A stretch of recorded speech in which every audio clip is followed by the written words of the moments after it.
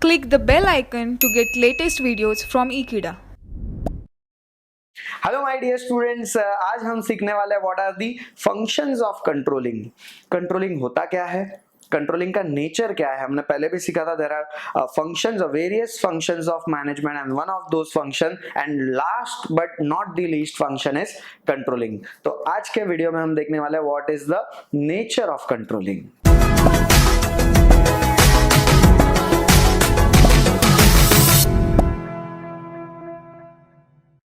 Yes my dear student, जैसे आप slide पे देख सकते हो, सबसे पहला पॉइंट है planning is the basis of controlling.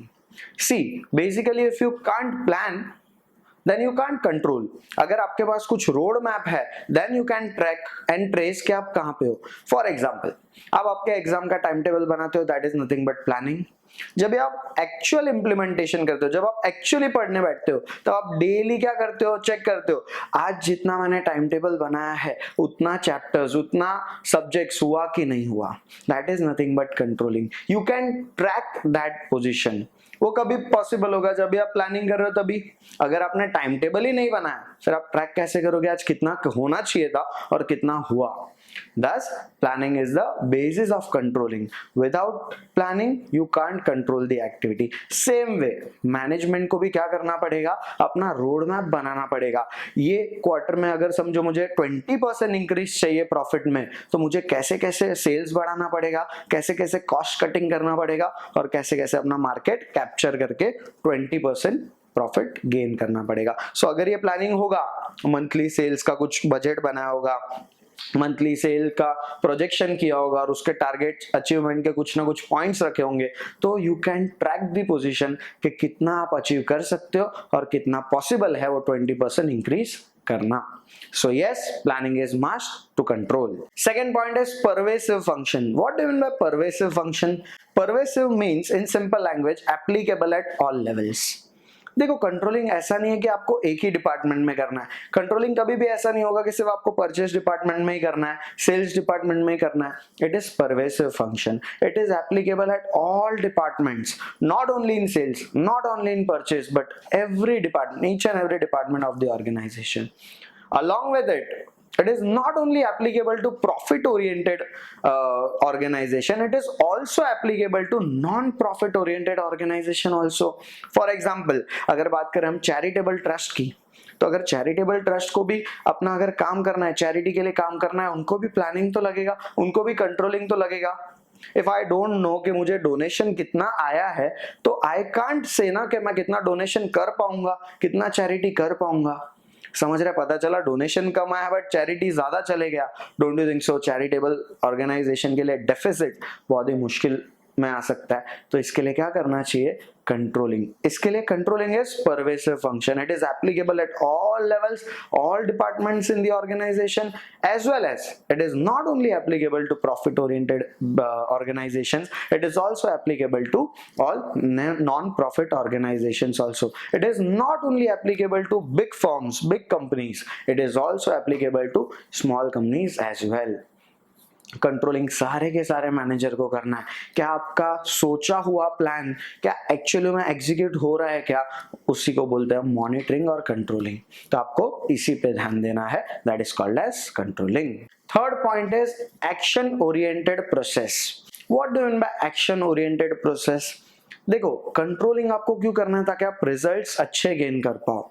समझो फॉर एग्जांपल, आपके टाइम टेबल का भी जैसे एग्जांपल लिया था, अगर समझो आज आपने सोचा था 4 चैप्टर होने चाहिए बट आपके समझो हुए सिर्फ 3 चैप्टर, तो अभी क्या करोगे? जो कल आपको 4 चैप्टर करने थे उसको अभी 5 कर दोगे, ताकि आज का जो भी डेडलॉक था, जो भी आज का डिफरेंस था, आप कल क्या कर पाओ? रेक्टिफाई कर पाओ। तो it is that's why action oriented plan.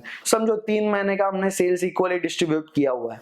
समझो प्रीवियस ईयर में सेल अगर समझो 1 करोड़ का कम हुआ है, तो मैनेजमेंट को क्या ट्राई करना चाहिए? नेक्स्ट मंथ जो अपकमिंग मंथ है उसमें 1 करोड़ का सेल्स ज्यादा हो जाए, ताकि जो भी डिफरेंसेस है in your planning it can be corrected and action can be taken. Fourth point is continuous process. Controlling is not one time process, because planning is also not one time process. जितनी बार planning होगा वो plan properly execute हुआ है कि नहीं वो देखने को क्या करना पड़ेगा? आपको कंट्रोल भी करना पड़ेगा। Thus, Planning, since planning is not one time process, controlling can't be one time process, it is a continuous process. एक मैनेजर है, उसको बार बार देखना पड़ेगा कि अपने जो सारे प्लान बना रखे हैं वो प्रॉपरली लाइंड अप जा रहे कि नहीं, प्रॉपरली जैसा सोचा था वैसा ही आउटपुट मिल रहा है कि नहीं. If not, then correction will be required and action can be taken. Creativity. अभी क्या होता है, क्रिएटिविटी मीन्स व्हाट. अगर समझो ऐसा हो गया कि आपका एग्जाम अभी जस्ट आने वाला है, समझो डे आफ्टर टुमारो आपका एग्जाम है और आज ही वो सब्जेक्ट का आपका आखिरी दिन था पढ़ने का.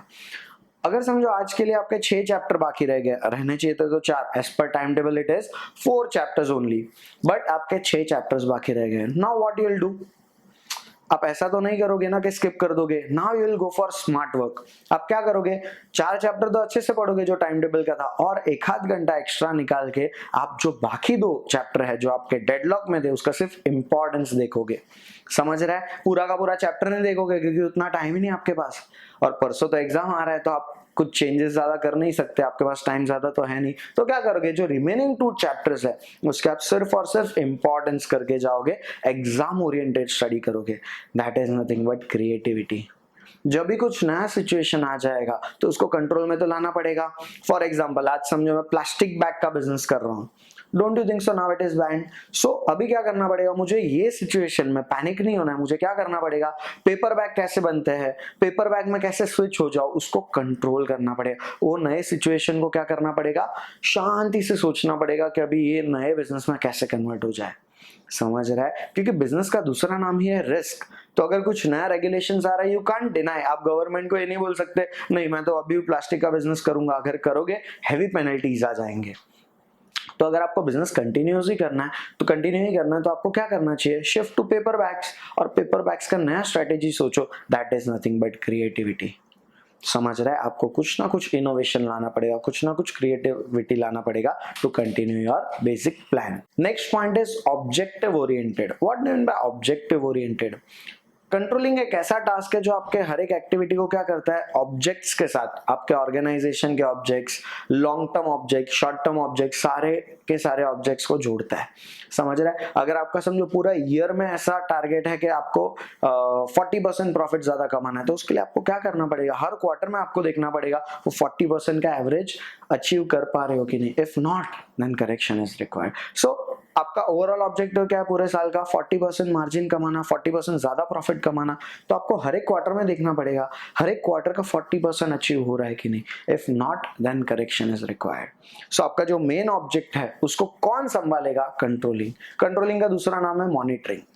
समझ रहा है, यस. आप टाइम टेबल के एग्जांपल के साथ डायरेक्टली रिलेट कर सकते हो. अगर समझो कल 3 चैप्टर हुआ है तो आज 5 कर लो ताकि 4 का एवरेज मेंटेन रहे. वैसा ही अगर समझो फर्स्ट क्वार्टर में आपको 30% प्रॉफिट हुआ है, try to make it 15 next quarter so that 40 का average can be maintain. Yes, so that is called as objective oriented process. Delegation of authority.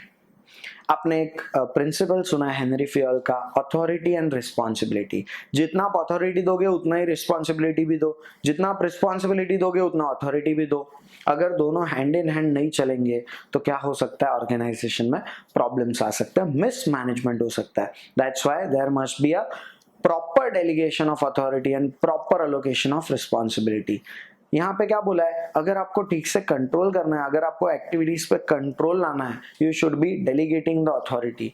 आपका जो भी अथॉरिटी है वो डिसेंट्रलाइज करो ताकि आगे वाले लोग अपने आगे वाले लोग को ट्रेन कर पाए और क्या हो जाए, आपका काम रिलीज हो जाए. You can focus on core activities and you should not be involve in just supervising the people in the organisation. अगर समझो धीरूभाई अंबानी हर एक स्टोर का ही ध्यान रखेंगे कि ये स्टोर में क्या हुआ है, ये स्टोर में क्या हुआ है रिलायंस के, डोंट डू थिंक सो. अपने कोर एक्टिविटी में, प्लानिंग में, मेंटल लेबर में फोकस नहीं कर पाएंगे और ऐसे सुपरविजन वाली चीजों में अटक जाएंगे. इसके लिए उनको क्या करना पड़ेगा, हर एक ब्रांच में एक ब्रांच मैनेजर अपॉइंट करना पड़ेगा और वो ब्रांच मैनेजर वो ब्रांच का ख्याल रखेगा.